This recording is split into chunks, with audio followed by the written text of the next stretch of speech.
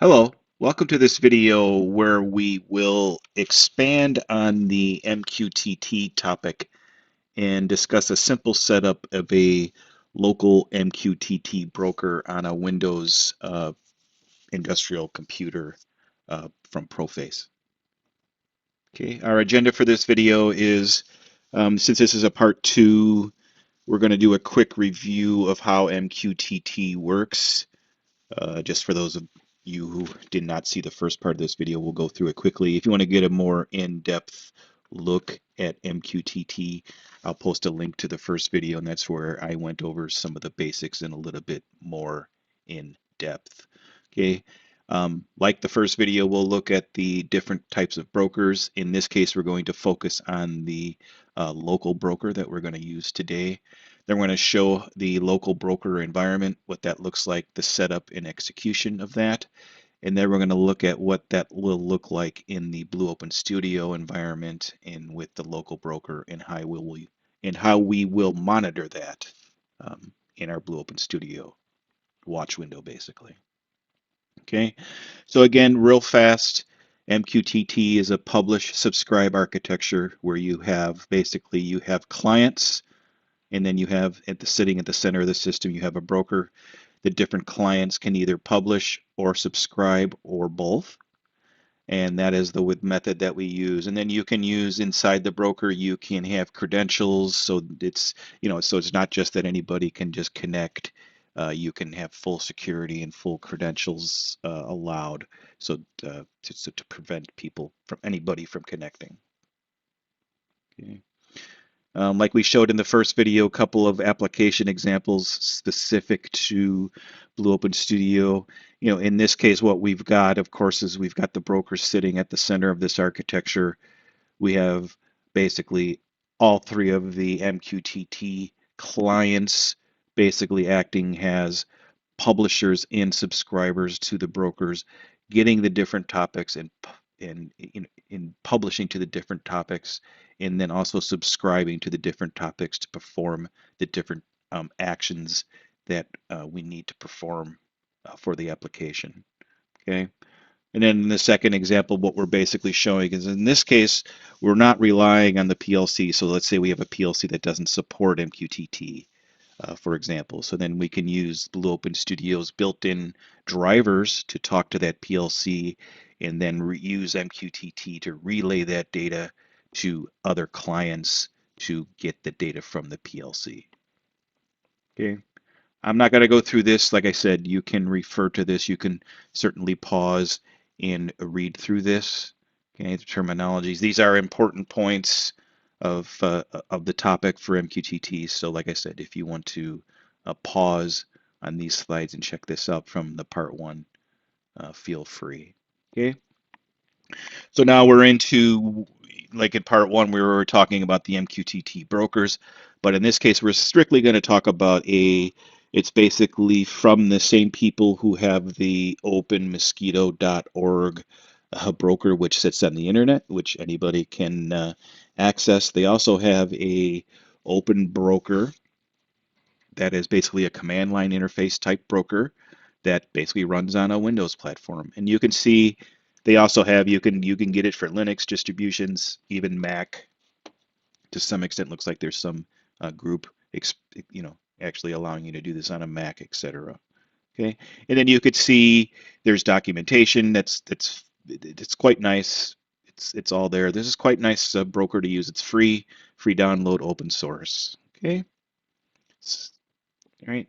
Again, so now when we talk about, we know that we have this MQTT publish subscribe architecture, but how does that actually work within Blue Open Studio? Again, and this is a quick review, but I think it's important to mention, and that is then when we talk about Blue Open Studio has a client, we're basically via our MQTT driver, right? So the MQTT functionality is basically via a driver.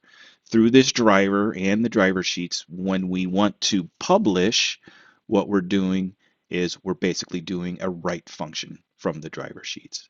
Okay, and when we want to subscribe to a topic, basically what we're doing is we're doing a read function from the driver sheets, and we can actually do both at the same time. So we can read and write to the exact same topic simultaneously. Of course, it doesn't happen simultaneously, but in the driver sheet, in a main driver sheet, for example, it would be configured to do that simultaneously. Okay. So what does this look like? So we're kind of switching gears. So what does this look like when we look at this on the local Mosquitto open source broker? Okay, so what you can see is in this case, I'm using in our example for the video, I have not updated. I'm still using, it looks like what to be a couple of versions back. When I last checked, it looks like 2.0.20 is the latest version. Okay, so all this is done in our Windows machine basically via command prompt. There's no fancy Windows interface or anything like that. Okay, and basically what we're doing is you could see I've installed this stuff into its default location. Let me get my pointer over there. Let me see if I have it. Okay, in my default location. Here are the two key files. Here's the executable, and then here is the configuration file that you read from. And then there is a default configuration. So if you do nothing to the configuration file when you run the Mosquitto exe, I believe what it does is it listens on the local port 1883 for any client. So, but that would mean anything externally would not be able to connect. So if you want to be able to connect, you must uh, alter, or I should say that again, if you want to be able to connect to the broker from an external client other than just a local host loopback, then you do need to add some information to the config file. Okay, but you can see here, this is basically what you're going to do in the command prompt. Pretty straightforward to basically run the to get the broker started, and then from that point forward, the broker will start with the PC. Okay, so now if we look at the right here, so here's just a real simple um, broker changes that I made to the broker configuration file. Super simple. Again, and I don't want to diminish the security here. Obviously, the security in doing something like this, especially if any of this stuff was exposed to the internet, would be very important. In this case, I wanted to basically focus on how the driver was functioning, how you could do a basic configuration, and then in the future, look for more content, more videos about how we can actually do this with security so we can lock this down so we can make sure we can protect our data traffic. Okay, so anyway, so when we look at the listeners, what we're basically going to do is we have to uncomment this and we're going to have to add this listener. So this is basically defining that I'm going to be listening on port 1883 for any connections. And then under security, I'm basically going to allow anonymous true. I'm going to add this line to the config file that'll basically allow anybody to come along and connect. Okay, so what does this look like now? So here I am in I'm remote desktoping into our broker computer, and you can see what I've done is I've basically changed the directory to the Mosquitto. I've run the Mosquitto exe, loading this configuration file, right? So that's what that means. So I'm going to Mosquitto exe with the configuration file. Here's the configuration file. And then the -v for verbose mode basically means let me monitor everything that's going to come across. So you will see when we have exchanging going on with the clients, etc., we'll see that traffic in this little command prompt window, which is quite nice. And you can see I'm listening on port 1883, and the broker is running.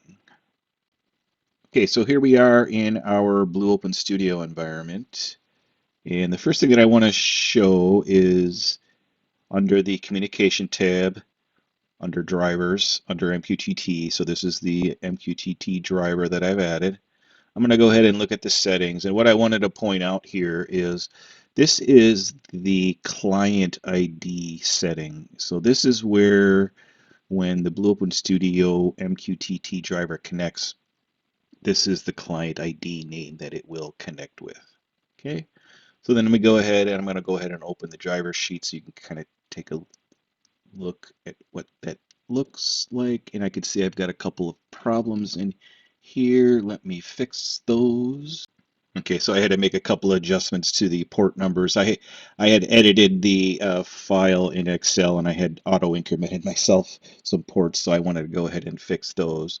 So what you can see what I've done here in this project is I've actually created a class of so if you go here, I go here, and I go to my classes, you can see I've created a oven type class with an integer, a real, a bool, and a string within it.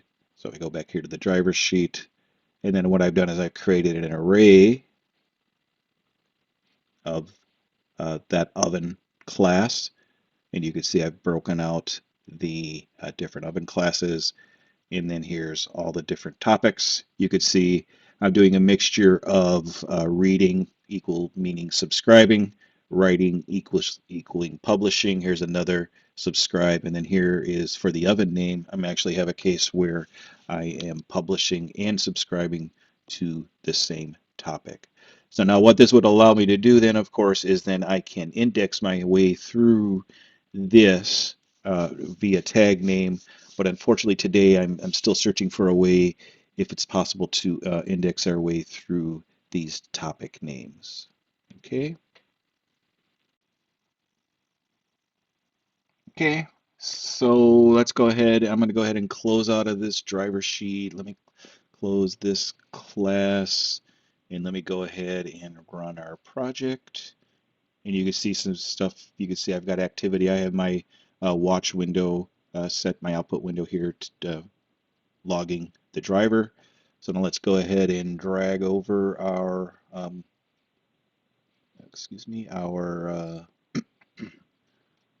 machine, our broker machine. And if I scroll up to the top here, you can see here's where the Blue Open Studio client connected. It's just not Mosquitto, so we're not doing any will messages. Here's the connection acknowledgement, and then you can kind of see here, here is where we are subscribing to all the different topics. Okay, so that looks a little bit different in the watch window. You could see you've got address and groups that are invalid. So let's talk about what that actually means. Let me go ahead and stop the project. Okay. And let's take a look at what I have a document here, and let's step through this. So what I did is I saved the watch window to a log file, and then I basically pasted it into a Word doc, and then I converted it to a PDF. So hopefully this is clear. In what I'm going to do is I'm going to step through how the driver is actually functioning and what that looks like in the watch window. So now hopefully when you know what it is supposed to look like, if you run into trouble in the future, you can this could be helpful. So you can see the first thing that it's going to do is it's going to go ahead and start the project in the driver. We're adding some groups. This is kind of an internal process that's I think it's allocating memory. Okay, now what you can see is we're doing a internal process to make a asynchronous subscription to the broker. We successfully connected to the broker, and then we have done an internal subscribe. But the message that we get says this. It says the broker did not send an updated message since the last reading command. Okay, so what it's basically saying is it says that Blue Open Studio has subscribed to the topic, the Blue Opens, the BOS Oven Zero on off topic, but since there has not been any data published to this topic, the resulting message is that all the addresses in the group are invalid until a client publishes to the topics. And then basically what happens from that point forward is that process will repeat for all the other topics that you've subscribed to. In this case, since we're using a main driver sheet, we're just continuously trying to get the data for those topics. And you can kind of see here, here's the oven name topic, say they're invalid, right? So we're subscribing, but no data has been published. And that will repeat over and over again. Okay? So then what happens is, okay, now what happens is when data is actually published to that topic, we see that the message has arrived, okay, and then we update the topic. So now what we say is we say data was published, we read the item to the topic, it was okay, but now what it's saying is, okay, I got it, everything's great, but I guess, again, no new data, right? So we got the data once, but now it's saying, okay, but still the data has not changed. And again, this is the behavior of the main driver sheet, okay? Now you can see again, still no new data, okay? The on and off topic is okay still, right? It's not invalid like these. It's okay because we've gotten data before, but the broker has not sent any new messages. And then that will continue to repeat and repeat. Okay, now a new topic gets updated, comes in, right? Our on-off topic, we're still okay. The temperature actual topic still has no new data, so we're invalid. But now since the oven name topic was published, now that it's data, now that it has data and it's okay, but we're okay, but then we're saying that, okay, I got the message, but now I have no new message. Again, main driver sheet behavior. Okay, again, another topic is updated. Okay, same process. Again, okay. Now, Now, this is when we actually have a publish. So now what we're coming to is within the main driver sheet, something occurred to make the data a data change caused the main driver sheet to publish to the topic that it wanted to publish to. So then it does some internal housekeeping that repeats, the publish finishes, right? And we could see success. Now we could see, now again, we go back to the same thing. Now every main driver sheet cycle, we're going to check for new data in all the subscribed topics. And you can see they're all okay now because they've received data at least once. That means that there was at least one time that the data was published. So we're okay, but we're also saying that, okay, since the last time I checked, I don't have any new data, is essentially what that's saying. Okay? So hopefully that's basically how that's how the driver behaves. That's what it'll look like in the watch window. Okay, so let's take a look at what that looks like when we run my example screen here. You could see here, that's basically when the project starts. You can notice we've got a lot of question marks, right? Because nothing has been published to these topics, right? So for the oven name, I don't know. I don't have anything, never been published for these, right? So these are my subscriptions. For the temperature actual, I still don't have anything. And then the publish, this is not doing anything. And then here, same thing. I don't know. This is an object. It's just there's no room to show a question mark. Okay. So let's do this. Let me go to my external client. So here is my external client. I'm using MQTTX. It's a free download client, and you could see. Let's take a look at how I'm connecting, what my connection settings are. This is my name, just to keep this is for the name and the connections. Here's my host. There's my 2.100, my local broker, port 1883. Here's the client ID that I'm going to use, MQTT.X client 1, and then I'm basically leaving everything else at default. So let's go ahead and connect. And then you'll see that I had already created some subscriptions. So now if I go back here and look, let's see, yep, there you could see my new client connector from MQTTX. And then you could see here it's generating subscriptions already to some of these topics. Okay. So if I look back here, because it's okay, so let's go minimize that. All right. So now if we go back here, so let's publish an oven name from my client to here. Okay, so let's go in here, and that's going to be boss oven 0. That's its oven name, and we're going to just say let's call it a broiler, for example. Okay, I'm going to publish. And there you can see it here, and if all went well, and there you could see it came in to my object.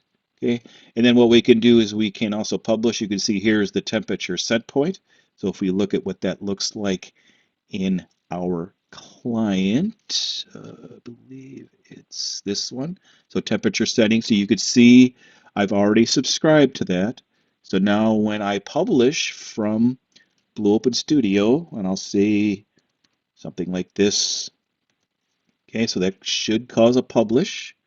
So I'll go back to my client, and there you could see, and there it is. There's the 498 that was published. Okay. Okay, so in conclusion, then hopefully this video was useful. Again, expanding a little bit on our first video regarding MQTT, and showing you how this is looking on a local broker with just a simple command line interface. So thanks for watching.